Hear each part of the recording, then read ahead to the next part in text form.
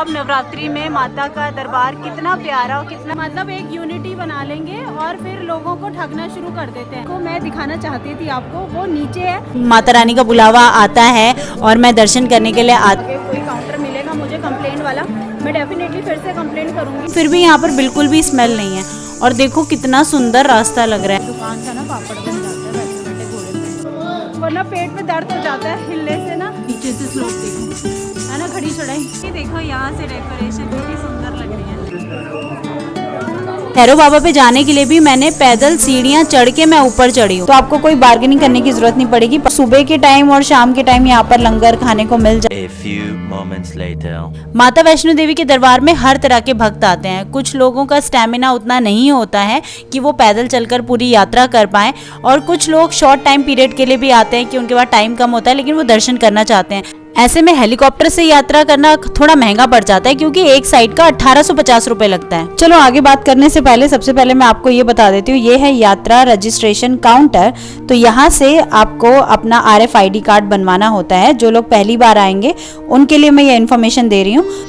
अगर आप ऑनलाइन भी रजिस्ट्रेशन कराते हो ना, तब भी आपको RFID कार्ड बनवाने यहाँ पर आना ही होगा, काउंटर पे विजिट करना ही होता है। तो इससे अच्छा यही है कि यहीं पर ही आके बनवा लो। यहाँ पर आपकी जो चेहरा है वो स्कैन हो जाता है और आपको RFID कार्ड बना के दे दिया जाता है, जिसमें आपको एक ID देना पड़ता है, अपना आधार देना पड़ता है बस, और वो आपको हैंड टू हैंड मिल जाता है। अब मैंने अपना RFID कार्ड ले लिया है। हो रहा है सुबह का वक्त, बारी आती है ब्रेकफास्ट करने की। तो मैंने यहाँ पर ये अंकल ना रजिस्ट्रेशन काउंटर के सामने बैठते हैं और ये ना छोले कुलचे देते हैं। इसमें सोयाबीन की स्टफिंग भी देते हैं और वो छोले की स्टफिंग भी देते हैं, 2 तरह के।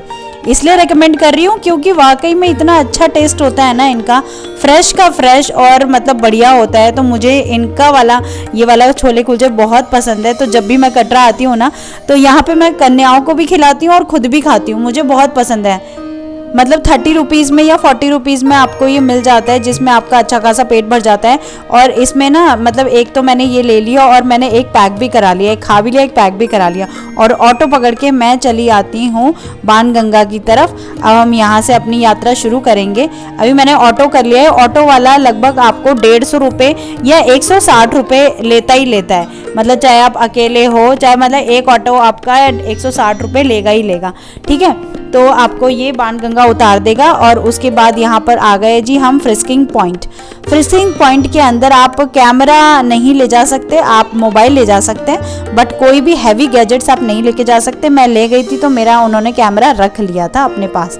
तो यहाँ पर मैंने बाहर फ्रिस्किंग पॉइंट के बाहर ना एक ये आप काउंटर देख रहे होंगे राइट हैंड साइड में, यहाँ पर कैमरा जमा हो जाता है। जय माता दी दोस्तों, माता रानी के पवित्र द्वार से आप सबका एक बार फिर से स्वागत करती हूँ। ये है माता वैष्णो देवी का द्वार, जो कि पूरी तरह से सुंदर सुंदर फूलों से सजा हुआ है। आज हम यात्रा करने वाले हैं, पूरी यात्रा आज हम घोड़े से करने वाले हैं, क्योंकि आज हम ये देखने वाले हैं कि नीचे से ऊपर तक भवन तक घोड़ा कौन से रास्ते से जाता है। वैसे तो मैं जानती हूँ, लेकिन मैं आप लोगों को दिखाना चाहती हूँ कि अगर आप घोड़े से यात्रा करना चाहते हैं, नीचे से लेके ऊपर भवन तक जाना चाहते हैं, तो रास्ता कैसा होने वाला है, आप लोगों के लिए कंफर्टेबल होगा या नहीं होगा, ये हम आगे यात्रा में देखेंगे। तो चलिए आज माता रानी का नाम लेके और हम इस यात्रा को शुरुआत करते हैं। जय माँ वैष्णो देवी। तो दोस्तों ये है फ्रिस्किंग पॉइंट। फ्रिस्किंग पॉइंट में आपकी चेकिंग की जाती है। लेडीज़ एंड जेंट्स की अलग अलग लाइन होती है, और आज ये भी फूलों से सजा हुआ है, बहुत सुंदर लगता है। यही चीज़, यही डेकोरेशन मुझे देखनी थी। तो दोस्तों चेकिंग करवा के और अपना कैमरास वगैरह जमा करवा कर, माइक वगैरह जमा करा के मैं आ गई हूँ अंदर। यहाँ से सबकी यात्रा चालू हो जाती है। आपको यहाँ से घोड़े भी मिल जाते हैं, पालकी भी मिल जाती है। पालकी थोड़ा महंगा पड़ती है, मतलब ऐसे 2,500-3,000 3,500 का पड़ता है, लेकिन पालकी में वही लोग जाएँ मतलब जो लोग बिल्कुल ही मतलब सक्षम नहीं हैं या बहुत ही बुजुर्ग हैं या फिजिकली फिट नहीं हैं, तो उनके लिए पालकी का ऑप्शन भी है। और उसके बाद अगर आपके पास शॉर्ट टाइम है या फिर आप मतलब इतना ज़्यादा नहीं चल पाते, तो आप घोड़े भी चूज़ कर सकते हैं।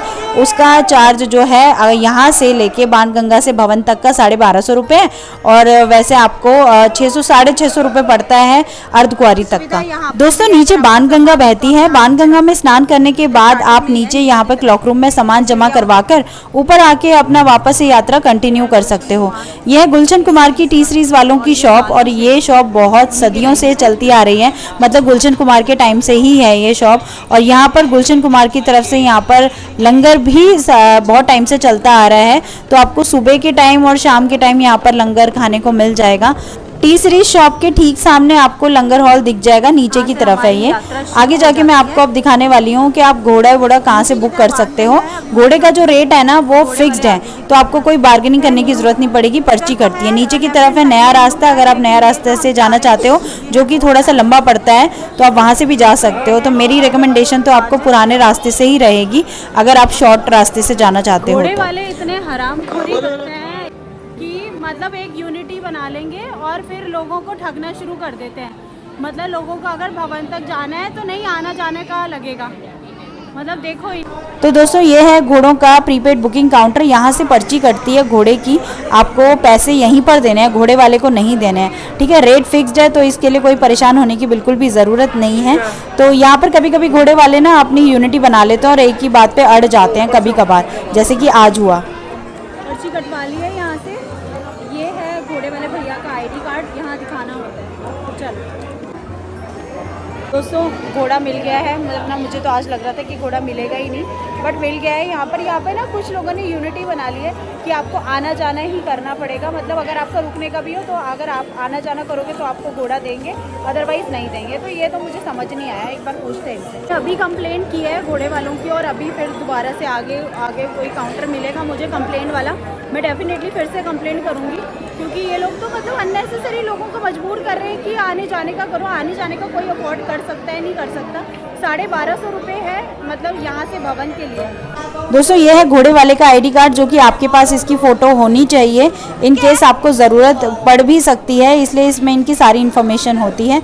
तो ये है हमारा घोड़ा जिसका नाम है बादल, जो कि बहुत ही प्यारा है। तो आज मैं आपको घोड़े से, अगर आपको जाना चाहते हो यहाँ से लेके सीधे भैरव बाबा तक, तो पूरा रास्ता कैसा है, तो इसलिए आज का वीडियो मैं आपके लिए बना रही हूँ कि पूरा रास्ता आपको पता चल जाए और ये देखने को मिले कि रास्ता जाने लायक है भी या नहीं है। तो ये सारी चीज़ें मैं आपको इस वीडियो में पूरे तरीके से आपको कंफर्म कर दूँगी, अच्छे से दिखाऊँगी पूरा रूट, ठीक है ना। तो वीडियो में बने रहना, स्किप मत करना, बहुत अच्छी अच्छी चीज़ें दिखाने वाली हूँ, बहुत मज़ा आएगा। मैं बैठने जा रही हूँ घोड़े पे। बादल हमारा बादल और हम इसके साथ निकलने को तैयार हैं। आपका नाम क्या है भैया? मेरा नाम अरुण है।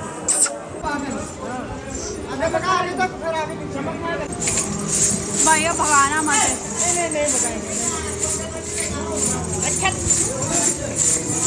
अब बहुत लोग बोलेंगे कि आप घोड़े से क्यों जा रहे हो, आप पैदल क्यों नहीं जा रहे, तो मैं आपको ये बता दूं, मैं पैदल भी बहुत बार यात्रा करती रहती हूं और इस बार मैं घोड़े से आपको पूरा रास्ता दिखाना चाहती हूं, तो ऑब्वियसली मुझे वो चीज़ एक्सपीरियंस तो करनी पड़ेगी, तभी तो उसके बारे में मैं आपको पूरे तरीके से दिखा पाऊंगी, बता पाऊंगी, है ना। इसलिए अब तक जितनी भी बार मैंने यात्रा करी है ना, तो मैंने पैदल से भी करी है और घोड़े से मैंने तब करी है जब मुझे लगता है ना कि मैं फिजिकली उतनी ज़्यादा फिट महसूस नहीं कर रही हूँ, स्टेमिना उतना ज़्यादा फील नहीं हो रहा है, तो मैं क्या करती थी, आधे रास्ते तक मतलब अर्धकुंवारी तक का घोड़ा करती थी और बाकी पूरा रास्ता मैं पैदल ही जाती थी और पैदल ही वापस आती थी। इवन भैरव बाबा पे जाने के लिए भी मैंने पैदल सीढ़ियां चढ़ के मैं ऊपर चढ़ी हूँ, लेकिन पिछले 2-3 बार से ना मुझे ट्रॉली से जाने को मिल जाता है भैरव बाबा पे जाने के लिए, वरना पहले पैदल ही जाती थी मैं। लेकिन इस बार आज के वीडियो में मैं आपको पूरा घोड़े से यात्रा दिखाने वाली हूँ, क्योंकि बहुत सारे लोग हैं जो करना चाहते हैं घोड़े से यात्रा, तो उनके लिए आज का वीडियो है स्पेशली, और ऐसा मैंने पहले कभी नहीं किया है।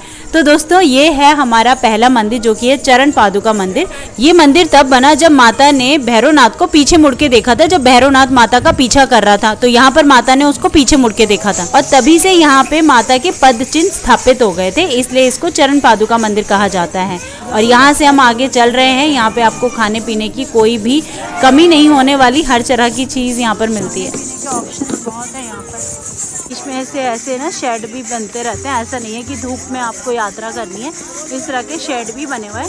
तो यात्रा आसान है, यात्रा मुश्किल बस चढ़ाई है, इतनी मुश्किल नहीं है, बट हाँ है। नीचे से अर्धकुंवारी तक, बाणगंगा से अर्धकुंवारी तक की जो चढ़ाई है ना, थोड़ी खड़ी चढ़ाई है। उसके बाद से अर्धकुंवारी से जब आप वो वाला रास्ता जाते हैं हिमकोटी मार्ग, वो बिल्कुल प्लेन रास्ता है, आगे जाके थोड़ा बहुत अप डाउन है, लेकिन वो रास्ता फिर भी बेटर है इस रास्ते से। ये थोड़ा चढ़ाई में आपको मिलेगा, और ये इसी रास्ते पर यहाँ से बाणगंगा से अर्धकुंवारी तक ही घोड़े चलते हैं, और अर्धकुंवारी से घोड़ों का रास्ता जो है अलग हो जाता है, वो मैं दिखाऊंगी कि कहाँ से होता है। खाने पीने की सुविधा आप देख सकते हो हर जगह आपको ऊपर तक मिलेगी, कहीं पर भी आपको ऐसा नहीं मिलेगा कि हाँ आपको खाना पीना में कोई दिक्कत आएगी, कोई नहीं। पानी, जूस, हर तरह की चीज़ें, फ्रूट्स, सैलेड वगैरह सब कुछ मिलेगा। खाना, प्रॉपर खाना, ब्रेकफास्ट वगैरह सब कुछ अवेलेबल है, सब कुछ। इतनी ज़्यादा सुविधा आपको अभी तक किसी भी तीर्थ स्थल पे नहीं मिलेगी जितनी आपको वैष्णो देवी पे मिलेगी। क्यों सही कह रही हूँ ना मैंने मतलब देखा है ये चीज़ हमेशा। वैष्णो देवी यात्रा में जितनी सुख सुविधाएं आपको रास्ते में मिल जाती है ना, चाहे वो खाने पीने की हो, रहने की हो, और कुछ भी हो, यात्रा करने की हो, उतनी आपको और किसी तीर्थ स्थल पर आपको देखने को नहीं मिलेगी जितनी आपको वैष्णो देवी में सुविधा मिलेगी। यहाँ देखो हर कदम कदम पर खाने पीने की कोई कमी नहीं है, कैसा भी खाना खा लो, जूस, फ्रूट, नाश्ता, डिनर, सब कुछ अवेलेबल है।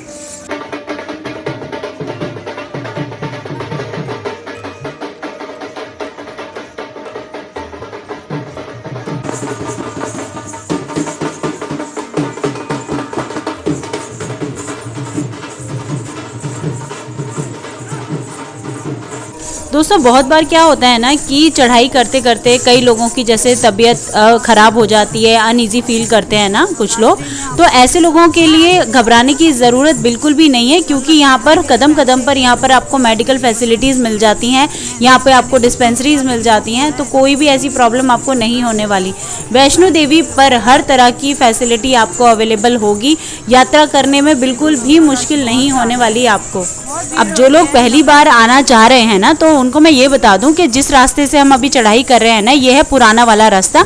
इस रास्ते से क्या है कि घोड़े और इंसान दोनों साथ ही चलते हैं, और अर्धकुंवारी से रास्ता घोड़ों का अलग हो जाता है।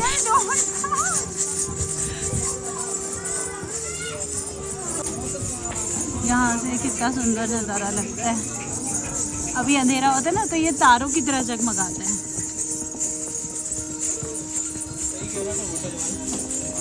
इन सीढ़ियों की संख्या 526 है। ये दोस्तों ये वाली सीढ़ियाँ 526 है।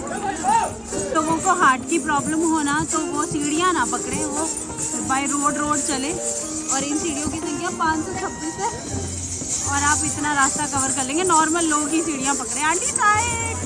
इस रास्ते पे आपको सीढ़ियाँ भी मिलेंगी, आप चाहो तो सीढ़ियों से जा सकते हो, लेकिन अगर आपको हार्ट से अगर प्रॉब्लम है, आपको हार्ट की प्रॉब्लम है, तो आप सीढ़ियाँ चूज़ मत करना, क्योंकि उससे बहुत ज़्यादा थकान हो जाती है। तो आप रोड से जाओगे ना, तो बहुत इजीली पहुँच जाओगे। दोस्तों अब रुकवा दिया, यहाँ पे चेक पोस्ट है हाथी मत्थे वाले रोड पे। यहाँ पे चेकिंग होगी और उसके बाद आगे जाएंगे। ये है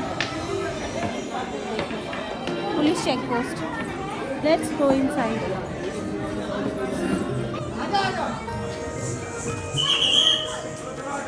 तो चेकिंग हो गई है, घोड़ा हमारा आ रहा है अभी ये देखो, वे टू अर्धकुंवारी का रास्ता भी यहाँ से है।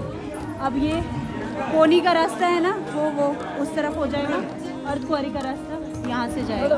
और अर्धकुंवारी अगर जाना है गुफा में, अर्धकुंवारी की गुफा में, तो वहाँ पे ना अभी आपका नंबर काफ़ी लेट आएगा। 24 घंटे के बाद ही आता है नंबर, क्योंकि अभी जैसे कि रश ज़्यादा है, तो हो सकता है उससे ज़्यादा भी टाइम हो सकता है, तो ऊपर रुकना पड़ जाएगा।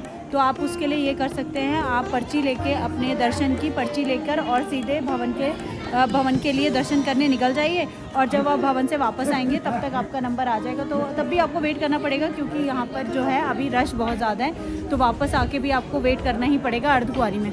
फिर अर्धकुंवारी में वापसी में दर्शन करते हुए फिर वापस जाना, ठीक है। तो ऐसा करना ही पड़ेगा, लेकिन मैं अर्धकुंवारी नहीं जा रही हूँ, वो इसलिए क्योंकि सीधे भवन जाऊँगी मैं अभी।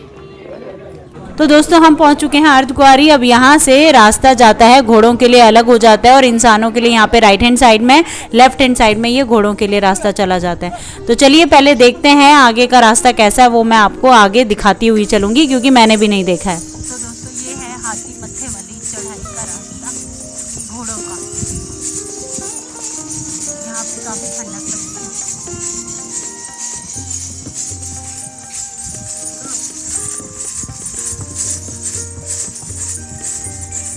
अच्छा, वैसे एक चीज़ मैंने देख रही हूँ कि यहाँ पर वैसे तो घोड़ों का रास्ता है बट स्मेल बिल्कुल भी नहीं है, लेकिन जो अभी इंसान और घोड़े जहाँ पर बराबर चल रहे थे ना, वहाँ पर स्मेल बहुत आ रही थी घोड़ों की। लेकिन इस रास्ते पे घोड़े का रास्ता है लेकिन फिर भी यहाँ पर बिल्कुल भी स्मेल नहीं है। और देखो कितना सुंदर रास्ता लग रहा है ना। आगे चल के देखते हैं कैसा रास्ता मिलेगा। और तो दोस्तों अभी तक का रास्ता देख के तो मुझे ऐसा लग रहा है कि रास्ता तो खूब बढ़िया चल रहा है, बढ़िया रास्ता लग रहा है। मतलब मुझे तो ज़्यादा अच्छा लग रहा है, ये वाला रास्ता खुला खुला है और देखो बिल्कुल भी गंदगी नहीं है, घोड़ों की पॉटी वगैरह बिल्कुल भी नहीं है और बिल्कुल स्मेल भी नहीं है और बड़ा सुंदर सुंदर सा रास्ता लग रहा है ये तो। अब इस बात के लिए तो मुझे आपको थैंक यू बोलना चाहिए, क्योंकि आपको ये रास्ता दिखाने की वजह से मैं इस रास्ते से घोड़े से आई हूँ, क्योंकि यहाँ पर ना सिर्फ घोड़े से ही जाते हैं, वापसी में लोग यहाँ से भी रिटर्न कर लेते हैं जब भवन के दर्शन करके आते हैं ना।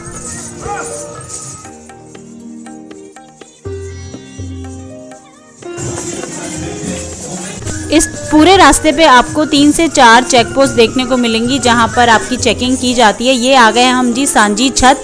यहाँ पर हेलीपैड भी है, तो अगर आप अगर हेलीकॉप्टर से आते हो ना तो वो आपको यहाँ से छोड़ देता है। यहाँ से आपको 1-1.5 किलोमीटर या लगभग 2 किलोमीटर आपको चल के भवन तक जाना ही पड़ता है।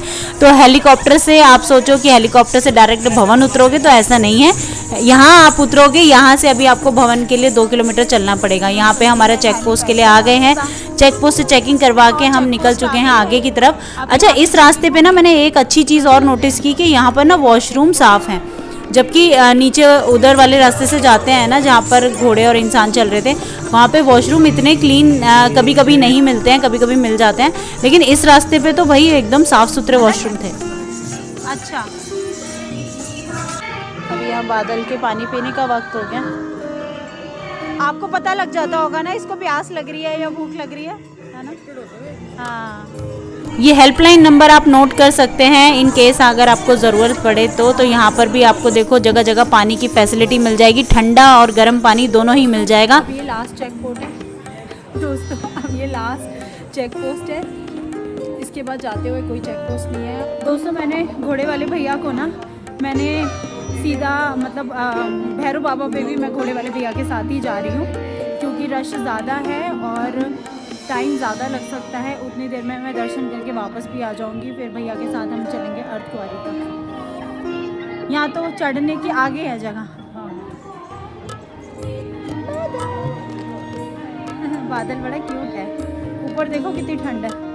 अच्छा वो मैंने डाल दिया, मैं सिंहासन चढ़ रही हूँ बादल पे चढ़ने के लिए। माता के भवन हम पहुँच गए हैं, पूरा नीचे माता रानी मैं फिर से आ गई। अरे फूलों वूलों से सजा रखा है यार। A few moments later. तो हम घोड़े से उतर गए हैं, घोड़ा स्टैंड पे खड़ा है, बादल भी स्टैंड पे खड़ा हुआ है और हम जा रहे हैं नीचे की ओर, क्योंकि भवन जो है वो थोड़ा सा नीचे है, थोड़ा नीचे की तरफ ढलान पर उतरना पड़ेगा। बाकी सारा सामान क्लॉक रूम में जाएगा, अगर भैया पकड़ेंगे तो ठीक है, लेकिन फ़ोन कैसे करूँगी मैं, कहाँ मिलेंगे, तो इसलिए शायद क्लॉक रूम मिल जाएगा अगर तो क्लॉक रूम में रख देंगे, क्योंकि अंदर कुछ भी ले जाना अलाउड नहीं होता है सिवाय पैसे के। और लेदर का अगर कोई भी सामान हो तो वो भी अलाउड नहीं होता है, ना बेल्ट ना लेदर का पर्स, ठीक है। तो चमड़े से रिलेटेड कोई भी चीज़ नीचे नहीं जाती है भवन पे, सब कुछ क्लॉक रूम में जमा कराना होता है। हाँ हाँ हाँ हाँ, नीचे मार्केट है, नीचे है ना, नीचे भवन का और रास्ता रहता है, और यहाँ पे ऊपर ही देखो यहाँ पे लॉकर्स हैं, तो एक उधर है एक इधर भी है।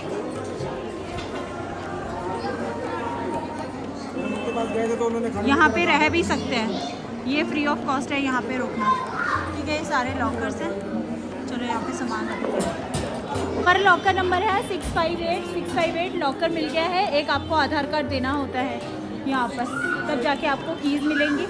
658 627 नहीं है तो 658 है, ये 628 है। ये है हमारा लॉकर 658, इसमें सामान रखेंगे तो चलता है। आधार तो लेके जा सकते हैं ना अंदर? नहीं रख दो सब कुछ। आधार भी? हाँ। पर्स तो जाएगा? नहीं लेदर का नहीं है, पैसे का छोटा सा है। ओनली कैश हाथ में ले जा सकते। अच्छा ऐसा भी है। A few moments later. हाँ जी दोस्तों, तो दर्शन बहुत बढ़िया हो गए, खुले दर्शन हो गए और बहुत तसल्ली से दर्शन हुए, जबकि इतनी भीड़ है लेकिन फिर भी मुझे बहुत बढ़िया दर्शन हुए।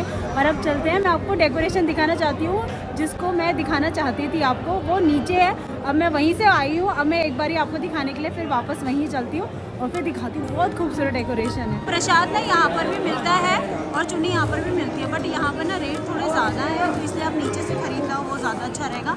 या फिर जो मैंने किया वो कर लेना। मैं बताती हूँ मैंने क्या किया, मैंने कहाँ से प्रसाद लिया।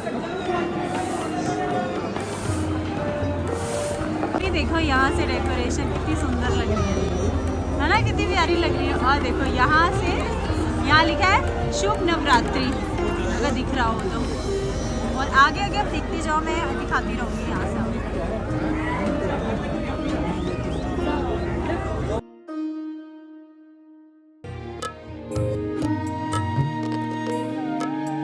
ये है हमारे खाटू श्याम जी, ये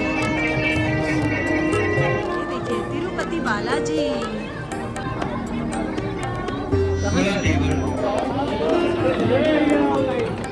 सिद्धिविनायक भगवान जी, ये है श्री महाकाल, श्री महाकाल।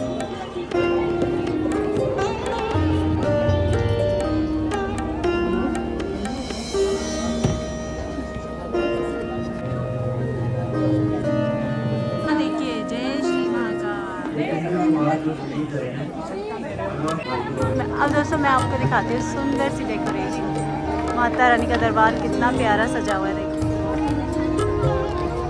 ये वाला जो रास्ता है ना, इसके अंदर से ही होते हुए माता रानी के दर्शन करने जाते हैं और ये पूरा वुडन वर्क हो चुका है यहाँ पर, तो आपको पहले की तरह चलने में कोई परेशानी नहीं आएगी। और वो वाला जो रास्ता है वो अटका आरती जो लोग लेते हैं ना, अटका आरती वालों की लाइन ऊपर लगती है और वहीं से सीधे जाके डायरेक्ट भवन में एंट्री हो जाती है, ठीक है, जहाँ पर हॉल है मेन गुफा के सामने। और ये वो लाइन है जो कि सीधे बाहर वाली गुफा में माता के दर्शन होते हैं, ठीक है। ये इस देखो लोग यहाँ से जा रहे हैं ना, यह पूरा वुडन वर्क कर दिया है, तो पूरा वुडन फ्लोर बना दिया है, तो जिसकी वजह से अब बहुत इजी हो जाता है और बहुत जल्दी जल्दी पैर भी गंदे नहीं होते आपके। पूरा वुडन फ्लोरिंग हो गई है अब नीचे, देख सकते हो आप नवरात्रि में माता का दरबार कितना प्यारा और कितना सुंदर लगता है। हो सकता है कि ऐसे सुंदर कुछ। ये दुर्गा भवन के ठीक सामने ये दरबार सजा हुआ है माता का, और हनुमान जी भी है। माता के दरबार के साथ हनुमान जी बाहर तो ज़रूर विराजमान होते हैं।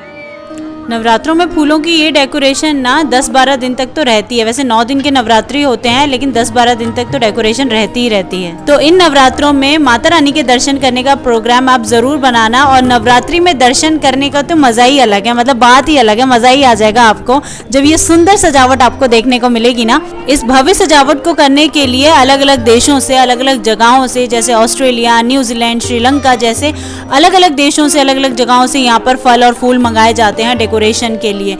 और ये फूलों की क्वालिटी ऐसी होती है ना कि 10-12 दिन तक भी लगे रहेंगे ना तो भी ये मुरझाते नहीं हैं। और पता है, मैं जब दर्शन करने अंदर गई भवन के अंदर, क्योंकि भवन के अंदर ना कैमरा या कुछ भी ले जाना अलाउड नहीं है। इवन आपका वॉलेट भी, अगर वो लेदर का है, बेल्ट है वगैरह, कुछ भी आप नहीं ले जा सकते, सिवाय पर्स एंड कैश आप ले जा सकते हैं अंदर भवन के। तो इसलिए मैं आपको अंदर दर्शन के वीडियो नहीं बना सकती थी, वो पॉसिबल ही नहीं था। तो बाहर दर्शन आकर मैं दर्शन करके आके मैं आपको दिखा रही हूँ सारी डेकोरेशन। वैष्णो देवी, माता महासरस्वती और माता महाकाली, यही है वैष्णो देवी मंदिर में जो गुफा है, उसमें ऐसे ही 3 पिंडी विराजमान है। जैसे कि यहाँ पर तो मूर्ति के रूप में आपको दिखाई गई है, लेकिन अंदर गुफा में ये पिंडी के रूप में विराजमान है। जो लोग पहली बार देख रहे हैं उनको मैं ये बता दूं कि अंदर माता की 3 पिंडियां हैं, जैसे कि मैंने अभी आपको बताया, माता महासरस्वती, माता महाकाली, माता महालक्ष्मी की, और माता माँ वैष्णो देवी विराजमान है तीनों माताओं के साथ। और ये सारी देवियां पिंडी रूप में विराजमान हैं, जिनके दर्शन आपको अंदर मिलेंगे। और जानते हो एक चमत्कारी चीज कि जब आप गुफा के अंदर जाओगे ना तो आपको एक झरना मिलेगा, गुफा के अंदर ही बह रहा है वो, और ये ही नहीं पता कि उसका जल कहाँ से आ रहा है, वो कहाँ बह रहा है, कुछ भी नहीं पता। और जब आप देखोगे ना, आपको रास्ते में कहीं वो झरना नहीं मिलेगा जो आपको माता के भवन पे मिलेगा। पूरे रास्ते आप देख लेना, ये एक चमत्कारी झरना है। और वो लोग मतलब एक माता का चरण अमृत समझ के उसको घर भी ले जाते हैं या वहाँ पर पी भी लेते हैं। तो बहुत अच्छा लगेगा आपको जब आप दर्शन करने आओगे।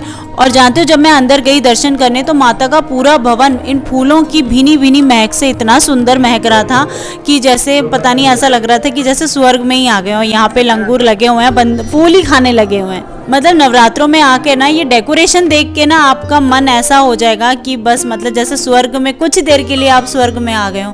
इतना खूबसूरत लगता है, इतना अच्छा लगता है ना, बहुत अच्छा। और ऐसा पहली बार हुआ है कि मैं नवरात्र में माता के दर्शन करने आई हूँ, वरना मैं मतलब बहुत बार माता रानी का बुलावा आता है और मैं दर्शन करने के लिए आती हूँ माता के बुलावे पर, लेकिन कभी नवरात्रों में दर्शन करने का मौका नहीं मिला। दोस्तों ये लाइन आप देख रहे हो, ये लाइन पूरा भवन में दर्शन करने वालों की लाइन है, इसी में मैं लगी हुई थी। तो मेरे दर्शन तो जल्दी हो गए क्योंकि मैं जल्दी आ गई थी इसलिए। अब जैसे जैसे रात होती जाएगी ना वैसे वैसे भीड़ और ज़्यादा बढ़ती जाएगी। बहुत लंबी हो गई। अच्छा हुआ पहले ही दर्शन कर लिए। वैसे तो गर्मी का मौसम आ गया है लेकिन भवन के पास अभी आपको थोड़ी ठंडक देखने को मिलेगी। तो चलते हैं खाना खाने नाथू स्वीट्स में। ठंडी में गरम गरम गुलाब जामुन दिख गए मुझे, तो मैं तो खाने जा रही हूँ। या सुबह का जो ब्रेकफास्ट मैंने खाया था ना, छोले कुलचे, उसके बाद मैं अब खा रही हूँ। शाम को पूरा दिन निकल गया, मैंने बीच में कुछ नहीं खाया। सर्दी पड़ रही हो, गरम गरम गुलाब जामुन मिल जाए या गाजरेला मिल जाए, मिले तो बहुत है। हाँ जी दोस्तों, तो गुलाब जामुन तो हो गए, खा लिए मैंने। आप बुलाते हैं छोटे वाले भैया को और चलते हैं भैरव बाबा के दर्शन करने, फिर हमारी यात्रा पूरी हो जाएगी। क्योंकि भैरव बाबा के दर्शन करना बहुत ज़रूरी है माता रानी के दर्शन करने के बाद। तो चलो चलते हैं। तो अब हम यहाँ से घोड़ा लेके, वो वाले भैया तो चले गए, वो कह रहे हैं कि आपको टाइम लग रहा है तो इस वजह से मैं तो जा रहा हूँ। वो तो चले गए, मैंने उन्हें फ़ोन किया। ठीक है जी, दर्शन करने गए हैं तो भैया इतनी भीड़ लगी तो टाइम तो लगेगा ही, है ना, तो इसलिए वो चले गए।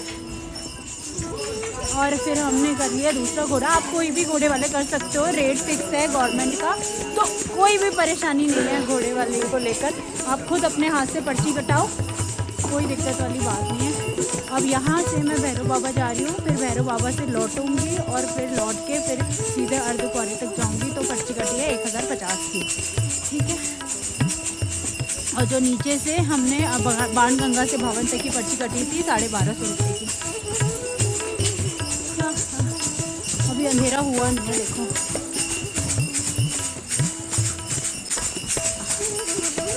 ये वाली जो खड़ाई है ना, खड़ाई कह रही है, ये वाली जो चढ़ाई है ना भैरव बाबा की, खड़ी चढ़ाई है, बोलते हैं सीधी खड़ी चढ़ाई कहते हैं इसे।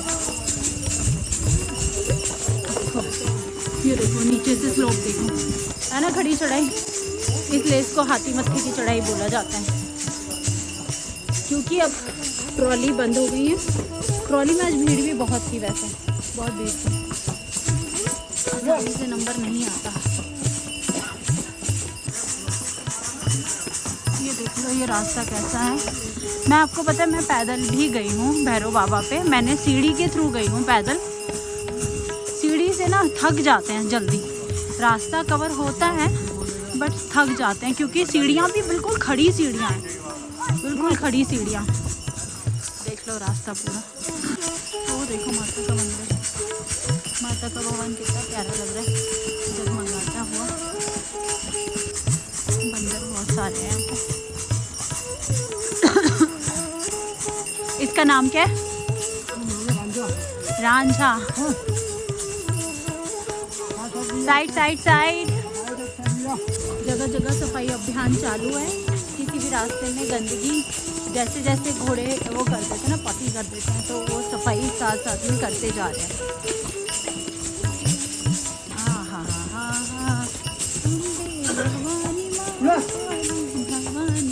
हेलो बंदर। भवन से सिर्फ 2 किलोमीटर का रास्ता है भैरव बाबा का। बहुत लोग हैं भैरव बाबा पे जाते नहीं, नीचे से नीचे लौट जाते हैं, लेकिन वो ये भूल जाते हैं कि कोई फ़ायदा नहीं है फिर माता के दर्शन करने का। माता वो दर्शन एक्सेप्ट नहीं करती हैं जब तक भैरव बाबा के दर्शन नहीं करके जाते यात्री।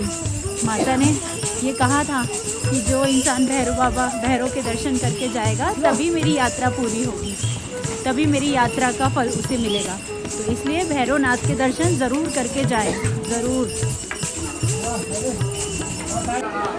दोस्तों भैरव बाबा के यहाँ पहुँच गए हैं। यहाँ प्रसाद लेना हो तो यहाँ पे बेड शॉप से ले सकते हो। आप घोड़े से आए हैं? आपके साथ ही था ना मैं, अच्छा पीछे से हाइक कर रहा था, लेकिन आपने मुझे दिखाया ही नहीं। अच्छा, नहीं मैंने ध्यान नहीं दिया। तो अभी नीचे घोड़ा कहाँ तक किया है? पूरे नीचे से कटरा तक। कटरा तक किया है। आपने मैंने अर्ध कुंवारी तक किया, वहाँ से पैदल जाऊँगी। थोड़ा पैदल चलने का भी मन है तो थोड़ा वीडियो बनाते हुए। दोस्तों ये है भैरवनाथ जी का मंदिर, सामने इस तरफ ये वाला। वहाँ पे वीडियोग्राफी अलाउड नहीं है इसलिए। दोस्तों फटाफट से भैरव बाबा के दर्शन करते हैं। अभी थोड़ा खाली है, ज़्यादा भीड़ नहीं है, दर्शन हो जाएंगे जल्दी।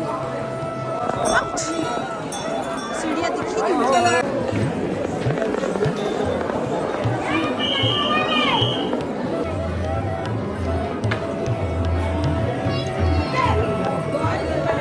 आइए आइए, आप आगे, आपका बेटा आ गया है।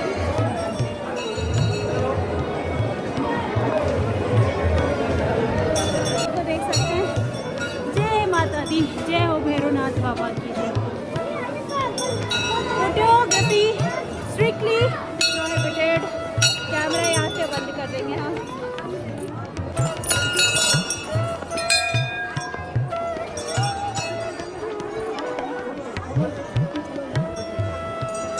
भैरवनाथ बाबा के दर्शन कर लो जल्दी से।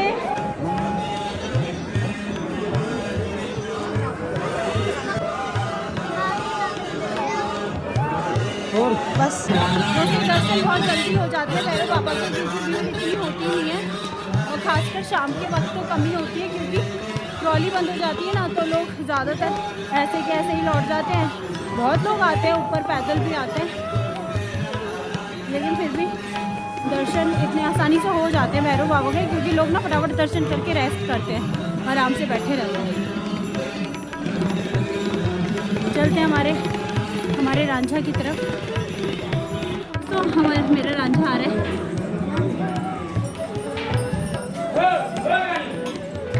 बस चढ़ू।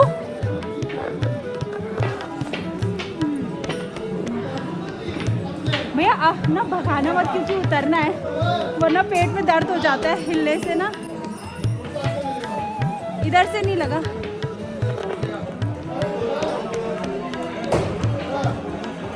अब हम चल रहे हैं अर्धकुंवारी की तरफ। माता की दर्शन यात्रा हमारी संपूर्ण हुई।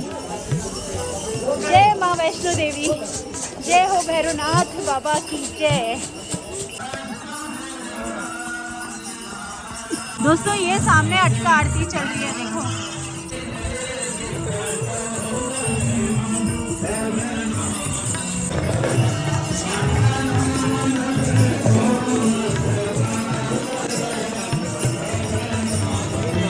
प्रसाद के लिए हर जगह काउंटर बने ही हैं। नज़ारा देखो कितना सुंदर है। दोस्तों अर्धकुंवारी मंदिर, वो अर्धकुंवारी मंदिर है ना भैया?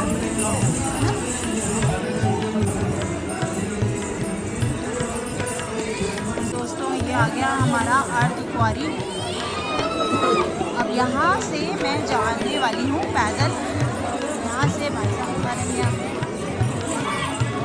दोस्तों अभी की ये अपडेट है कि मेरे ना कमर में ना दर्द हो गया, तो इस वजह से मैंने ना घोड़ा नीचे तक ही कर लिया, कटरा तक ही, क्योंकि वो घोड़े वाले भैया भी बोलने लगे मैडम नीचे तक ही चल लो, मेरा घोड़ा खाली जाएगा।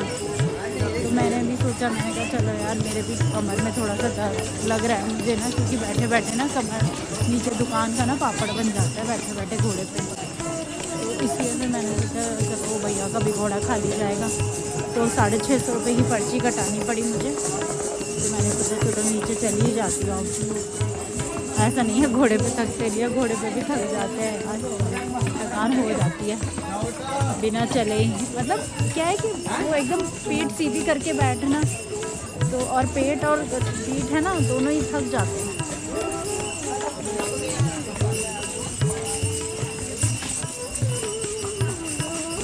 रौनक देखो, रौनक ही देखो, रौनक अच्छी है।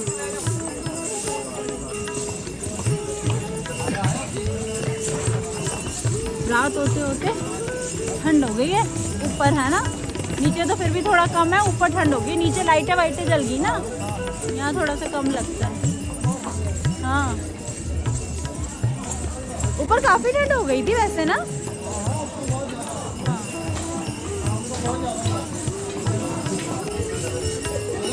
कुछ ही देर में नीचे आ जाएंगे, चरण पादुका मंदिर नीचे है। ये ढलान है नीचे। रौनक बाजार की इतनी अच्छी लगती है, मन करता है देखते रहो देखते रहो।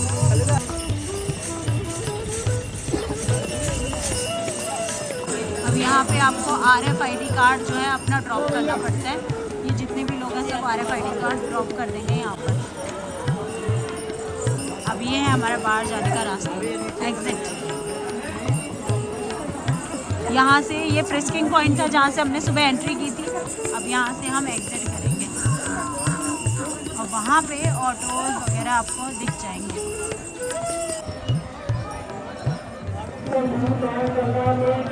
दोस्तों सुबह कैमरा रखा था, बस कैमरा पिक कर लूँ मैं तो चलते हैं। हाँ,